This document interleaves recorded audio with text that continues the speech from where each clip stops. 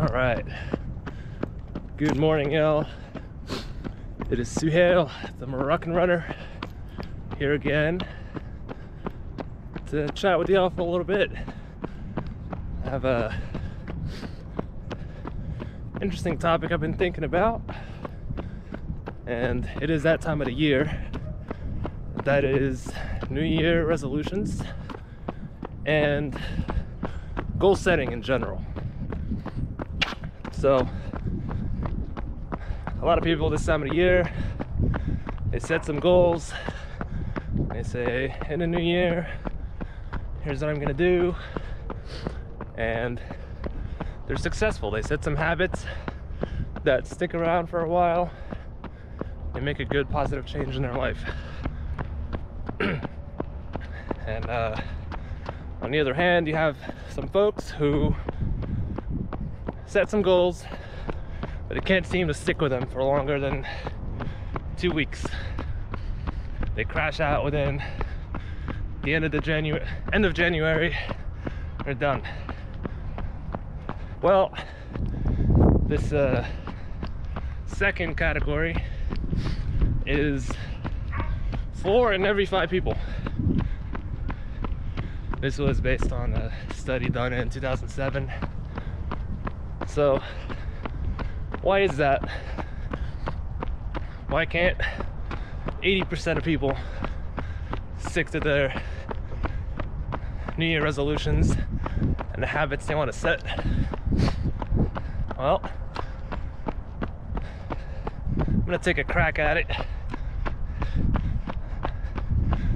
There's a couple of reasons. One, and this is not my own original thought, this is work done by behavioral scientist Katie Milkman. She says that timing is the main reason people do stick with their goals or they fall off the wagon. So what does timing mean? Timing in this instance is that January 1st, which is the New Year resolution start, right? To most of us, most of us, it's an arbitrary date, just a random day. It doesn't have any individual significance to us, really. It is the start of a new year, but that's not enough. So what Katie Milkman is arguing is, I'm gonna set some goals that are timed with events that are personal to you. So moving, starting a new job, starting a new semester in school, that kind of thing. So that's one reason. And I talked about timing a little bit and the fact that some dates are arbitrary in my Why Wait video. I'll link that up there somewhere. But that's that for reason one. The second reason people don't stick around and accomplish their goals is they try to do too much. They set goals that are so big and so overwhelming that they get discouraged and give up. With that, there's goals that are just not specific enough. So say, for example, you say, okay, 2022, I'm gonna start going to the gym. Well, what does that mean? Why do you want to go to the gym? What are you gonna do at the gym? How often? But why, most importantly? So I think that's another reason people fail at their goals. So reason number 3 why people don't stick with their goals or their habits they're trying to set is the concept of motivation versus discipline. So in the moment, when you make a decision to do something, you're motivated, right? Say, here's my goal, here's my reason, I want to accomplish this, let's go, let's do it. You're all amped up. Well, that motivation alone is not enough, because it's gonna fade away. And when that motivation fades away, what do you have? Well, what you should have is discipline. Discipline is those cold January mornings when it's below freezing and you get up and your bed is warm and you don't feel like getting up. You just want to stay in that toasty bed. There's no motivation in that moment. There's discipline. That's what's gonna get you out the door. Sometimes you have to get on with it and get it done. Don't bargain with yourself and say, oh, I'll run in the afternoon. Oh, I'll do it next week. That's garbage. That's BS. In my opinion, anyway. So, those 3 reasons are great and explain a decent amount, I think. But I don't think they're the full picture. I think there's one more thing at play. And I'm sure there's probably others. I'm sure other people will be like, oh, well, what about this? That's fine. But one more thing that I think makes a big difference is sharing those goals. So telling people, hey, I'm gonna be trying to do this. And so with that, there's 2 camps of people. You have one side who's like, well, show, don't tell. Like, get it done, accomplish the goal, and then come tell me, and then go tell others. And I think that's kind of fair, because it's well, there's some psychology behind that, and that is when you tell people, I'm going to, or I want to run an hour and a half marathon this year, right? In your brain, the good chemicals get released when you utter that phrase, when you say that goal, as if you accomplished it already. So that kind of takes away some of your motivation a little bit and makes you less likely to commit to that goal or to that habit or what have you. Like I said, that's kind of fair, but there's the other camp, or other school of thought, that says you have to share your goals, because then you have support. You have people who are your cheerleaders, people rooting for you, and that's a good kind of energy to be around. It's very motivating.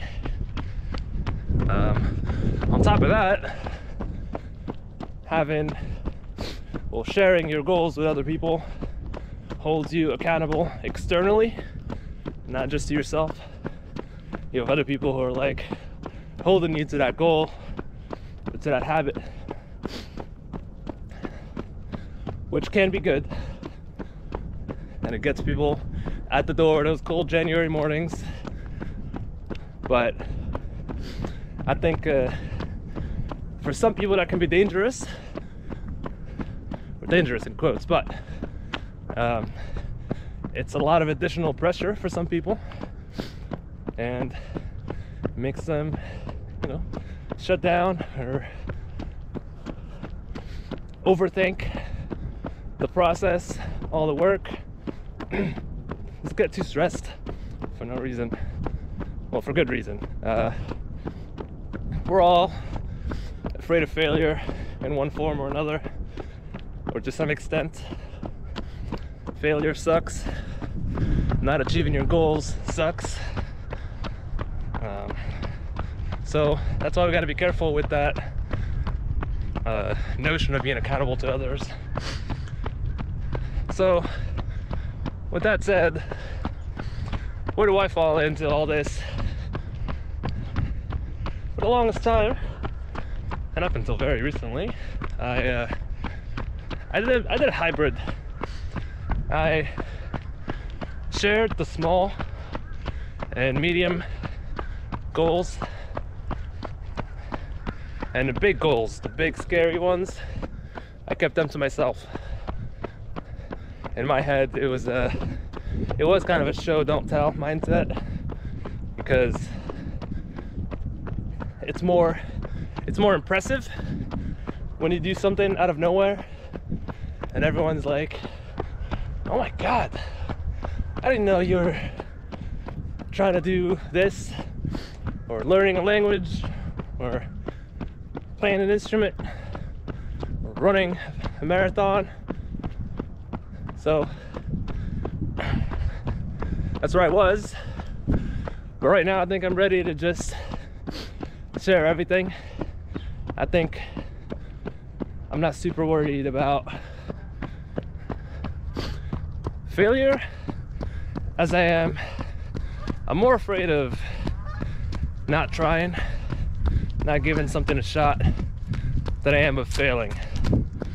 So if I put in the work and do the process, get myself out the door and commit, that is most of the way to my goal. A lot of times when it comes to running, it's just the execution's the last part. And you know, there's some pressure with that as well, but that's where I'm at right now.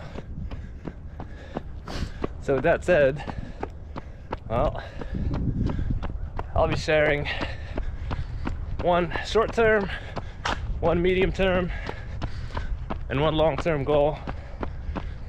So my short term goal for this coming year, and I've shared this already, but it's running the Boston Marathon in April 2022.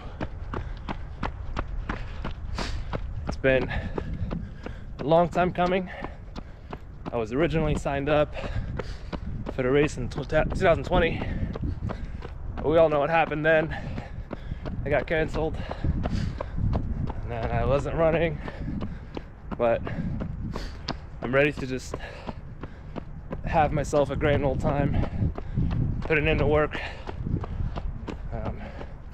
But to put numbers on it, I want to run a 2 hours and 37-minute marathon at Boston.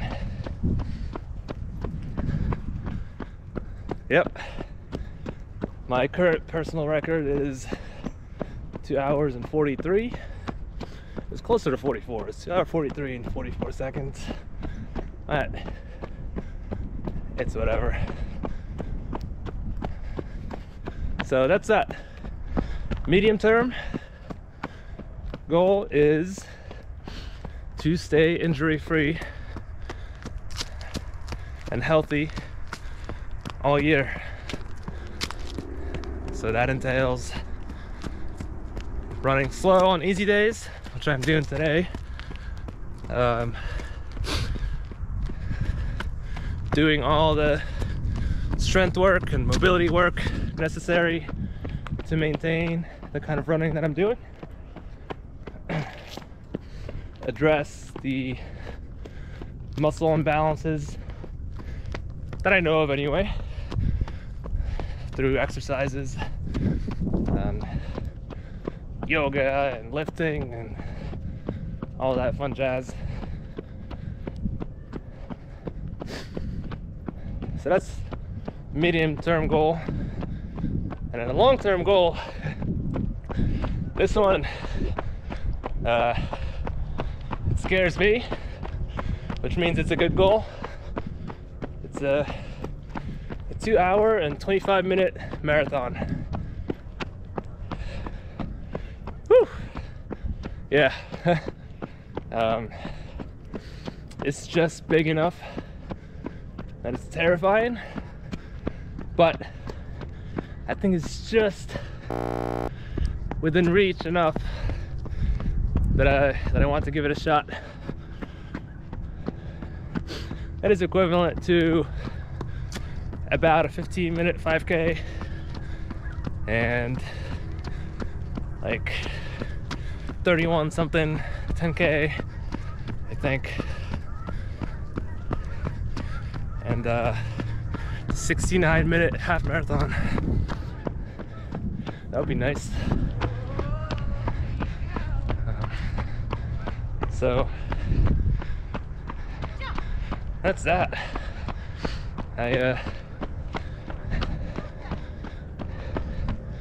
It's a crazy number.